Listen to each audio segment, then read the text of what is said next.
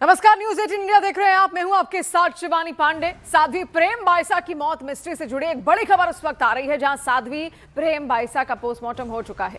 देखिए, हालांकि postmortem report अभी तक सामने नहीं आई है, लेकिन सूत्रों से मिली जानकारी के मुताबिक पोस्टमार्टम में 3 प्रमुख बातें जरूर कही गई हैं। साध्वी के शरीर पर किसी तरह की चोट के कोई निशान नहीं है, शरीर में जहर नहीं पाया गया है, इसके अलावा विसरा प्रिजर्व कर लिया गया है। पुलिस इस मामले में अब मेडिकल एक्सपर्ट्स की ओपिनियन लेने की तैयारी में भी है। अब जानकारी के मुताबिक पोस्टमार्टम रिपोर्ट से भी मौत की गुत्थी सुलझ नहीं सकी है। पुलिस साध्वी के पिता और गुरु के साथ ही परिवार के सदस्यों, आश्रम में रहने वाले दूसरे लोगों का बयान भी दर्ज कर सकती है। और साध्वी प्रेम बाइसा की मौत पर सस्पेंस और गहराता जा रहा है, जहां पिता के दावे के बाद अब पुलिस ने डेक्सोना इंजेक्शन लगाने वाले कंपाउंडर को हिरासत में ले लिया है। इंजेक्शन के खाली खोल जब्त कर लिए गए हैं और आश्रम को सील कर दिया गया है। बताया जा रहा है कि डेक्सोना इंजेक्शन लगाने के महज 5 मिनट बाद साध्वी की मौत हो गई। हालांकि मौत इंजेक्शन से हुई या किसी दूसरी वजह से, इसका खुलासा पोस्टमार्टम रिपोर्ट से होगा, जो आज आने वाली है। वहीं डॉक्टरों का कहना है कि डेक्सोना एक स्टेरॉइड इंजेक्शन है जो सूजन और गंभीर एलर्जी में लाइफ सेविंग ड्रग के तौर पर इस्तेमाल होता है और इससे आमतौर पर तत्काल मौत नहीं होती। हालांकि इसके कुछ साइड इफेक्ट हो सकते हैं। फिलहाल पुलिस इस एंगल से भी जांच कर रही है कि कहीं इंजेक्शन में कुछ मिलाया तो नहीं गया या फिर किसी जानलेवा साइड इफेक्ट की वजह से मौत हुई। अब से थोड़ी देर में साध्वी प्रेम बाइसा का अंतिम संस्कार उनके पैतृक गांव बालोतरा में किया जाएगा। मौत से पहले उन्हें लगाया गया इंजेक्शन, जहां 6 महीने पुराना एक वीडियो भी लगातार वायरल हो रहा था।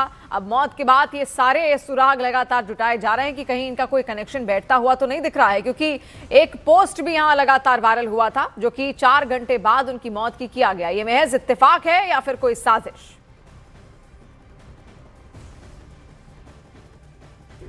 इनके पिताजी द्वारा ऐसा बताया गया कि इनकी कल थोड़ी तबीयत खराब थी, जिस पर इन्होंने किसी प्राइवेट कंपाउंडर को बुलाया था। प्राइवेट कंपाउंडर ने जो इंजेक्शन लगाया, बाद उसके इनकी तबीयत काफ़ी ज़्यादा ख़राब होने लग गई, जिसके बाद इनको एक प्राइवेट हॉस्पिटल में दिखाने ले गए, जहां उन्होंने बताया कि इनकी मृत्यु हो चुकी है। उसके बाद जो बॉडी है उसको MGH मॉर्चरी में शिफ्ट करवाया गया, प्रॉपरली वापस से जाँचें करवा के शिफ्ट करवाया गया और अब मेडिकल बोर्ड द्वारा पोस्टमार्टम जो है वो उसकी प्रोसेस चालू है। और साध्वी प्रेम बाइसा की मौत पर सवाल इसलिए भी उठ रहे हैं क्योंकि अभी तक की कहानी में कई ऐसे पेच हैं और अनसुलझे सवाल हैं जो बताते हैं कि दाल में जरूर कुछ काला है।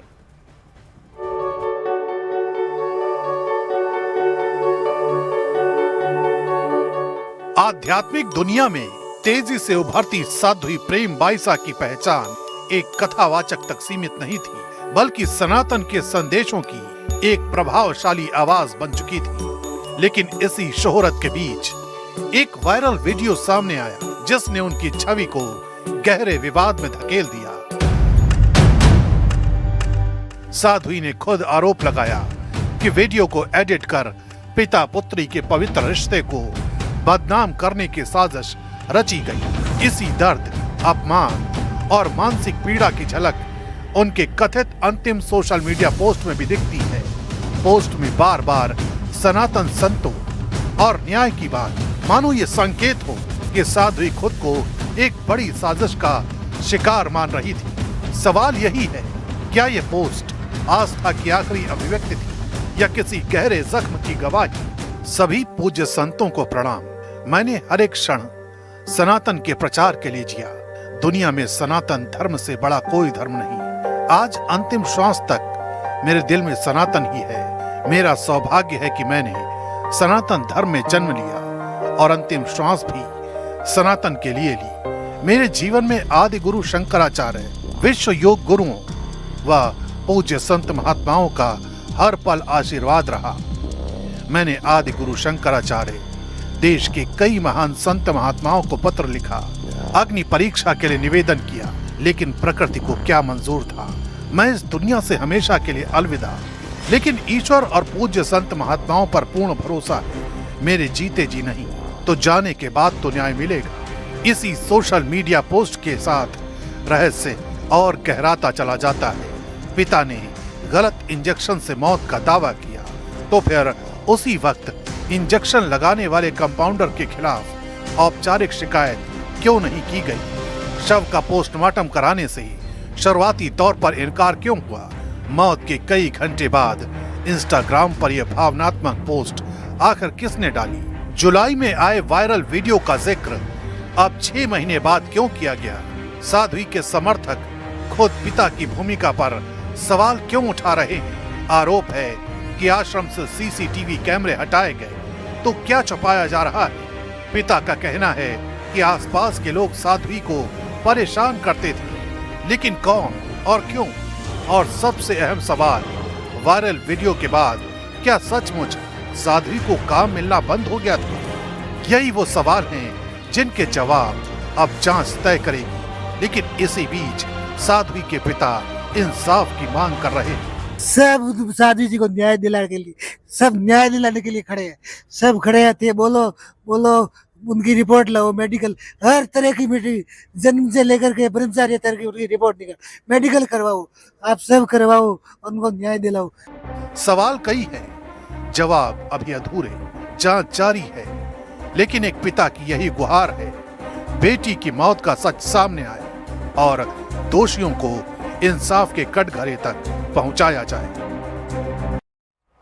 और देखिए, साध्वी प्रेम बाइसा की मौत सवालों के घेरे में है। बीजेपी विधायक बाल मुकुंद आचार्य ने प्रेम बाइसा की मौत की सरकार से जांच की मांग की है।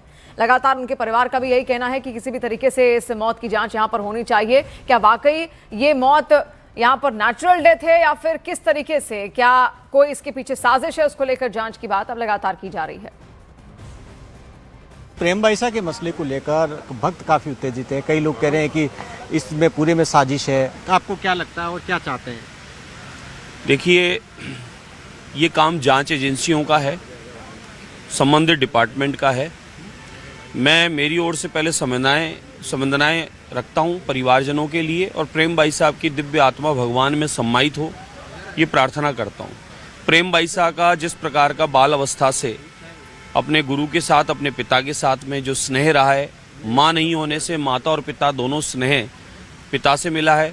पिता उनके गुरु भी हैं, और उनके शिक्षा गुरु होने के नाते, धर्म गुरु होने के नाते, और पिता साथ में होने के नाते, और पिता और माता का फर्ज निभाने के नाते, उनके पारिवारिक अपने निजी रिश्ते को इस प्रकार से गलत तरीके से प्रेजेंट करके पूरे भारत और विश्व में बदनाम करने की चेष्टा करने वाला अपराधी है, उसको सजा हो। ये उनको मानसिक तनाव था। दूसरा, ये डेथ कैसे हुई, ये मृत्यु कैसे हुई, इसकी जांच होनी चाहिए। अस्पताल कारण है, दवा कारण है, अपवाद कारण है, डिप्रेशन कारण है, या किसी व्यक्ति ने साजिश रची, ये सब की जांच होनी चाहिए। और पिता पुत्री और गुरु के रिश्ते को जो बदनाम किया, उसकी भी साजिश के जो लोग थे उस पर भी कार्रवाई होनी चाहिए, और अपराधी सलाखों के पीछे होना चाहिए, कड़क सजा उसको होनी चाहिए। ये मैं मांग करूंगा, और अपनी ओर से अखिल भारतीय संत समिति की ओर से मैं सरकार को आज ही निवेदन करने वाला हूं। और देखिए, राजस्थान के गृह राज्य मंत्री जवाहर बेडम के मुताबिक पूरे मामले की विस्तृत जांच करने के लिए यहां पर कह दिया गया है, और इसकी जांच भी अब यहां पर पूरी तरीके से की जाएगी, और पता लगाने की कोशिश होगी कि क्या कोई साजिश इसके पीछे यहां पर थी। राज्य मंत्री जवाहर बेडम साहब, जो जोधपुर के अंदर प्रेम बाइसा की जो मौत हुई है, उसको लेकर काफी सवाल खड़े हो रहे हैं। देखिए, प्रेम बाइसा साध्वी हमारी सनातन धर्म की एक बहुत अच्छी प्रचारक और कथावाचक थी। मेरी श्रद्धांजलि है कि वो उनका असामयिक निधन हुआ। उनके निधन को लेकर के उनके परिवार, सोशल मीडिया, अखबार, अलग अलग तरीके की बातें आ रही हैं। उनके परिवार का कहना है कि गलत इंजेक्शन लगाया गया, जिसके कारण साधु प्रेम बाइसा की मौत हुई। जो हॉस्पिटल प्रशासन है वो ब्रोन डेड बताता है। सोशल मीडिया पे कुछ दूसरी बातें आ रही हैं, अखबार में अलग तरीके की बातें हैं। तो ये मैं समझ सकता हूं कि उस पर विस्तृत जांच हमारी पुलिस कर रही है। अभी पोस्टमार्टम की रिपोर्ट आई नहीं है, तो माइन्यूटली सभी पहलुओं पर जांच करके जो भी सही होगा, दूध का दूध, पानी का पानी करके हम कार्रवाई करेंगे। एक एकदम चुपचाप, खामोशी के साथ, गहरी सोच में डूबे हुए, अंदर एक इरादा बांधा जा रहा है। इरादा, जरूरी बात और उसके हर जज्बात को पूरे दम से पेश करने का, ताकि जब आवाज उठे तो उठे गूंज बनकर। न्यूज़ 18 इंडिया पर देखिए गूंज।